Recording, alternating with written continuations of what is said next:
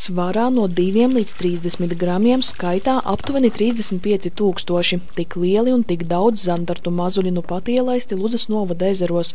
Zandartu skaita palielināšana šeit notika projekta zivju resursu pavairošana Nirzas, Cirmas un Zvirgzdenes ezeros gaitā.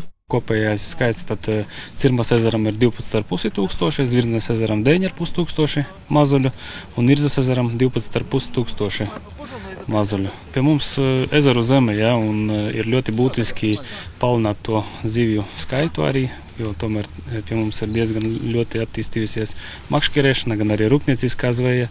Katru gadu tiek slēgts vairāk nekā 100 līgumi par rūpniecisko zveju ezeros. Es ļoti atbalstu, arī pats makšķerēju, gan zvejoju, arī ar licences Zvirgzdenes ezerā paimtas, mēģinu kaut kā arī pilnveidot, lai arī turistiem būtu, ko īdu cīnestā izsātu. Pats, kas ģimeņi nok bārns jauns dātā, tā mēs 100 īlaidiem jaunus bārnus ezerā. Daudz to nezinu, ka tie ir, tie latgaļas zivju pērle, man iz Ludzas lielu ezeru tam pakaļ, bet tā arī var ļoti lielus sagivot eksemplārus. Tieši strauji augošā interese par pašpatēriņa un rūpniecisko zveju ar tīkliem vai murdiem mudināja pieteikt Zivju fondā projektu par zivju resursu palielināšanu. Savukārt, lai uzraudzītu kārtību un kontrolētu zivju nozveju, kā arī aizsargātu dabu, vairākiem ezeriem izveidoti zivsaimnieciskās eksploatācijas noteikumi, uzlabota materiāla tehniskā bāze un regulāri notiek reidi. Mēs 3 gadus pēc kārtas uzlabojam savu aprīkojumu. Pirmā gadā mēs iegādājāmies laivu motoru,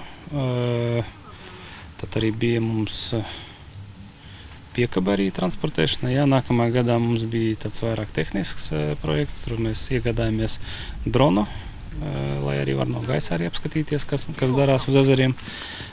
Tad arī šogad papildus vēl iegādājāmies termokameras, binokļus, meža kameras.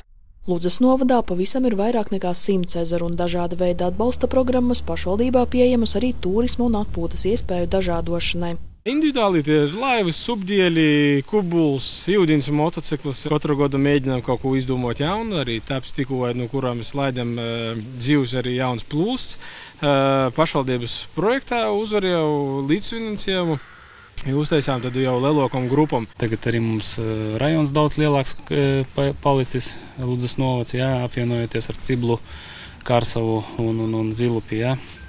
Ezeru skaits arī ir lielāks, tā kā mēs arī turpmākos gadus plānojam piedalīties šajos Zivju fonda izsludinātajos konkursos. Paredzēts, ka ar zivsaimniecību saistītos projektus Ludzas novadā jāizteno līdz šī gada decembrim, un to kopējā summa ir vairāk nekā 21 000 eiro, no kā 75% veidos Zivju fonda finansējums, bet pārējo daļu pašvaldības līdzekļi.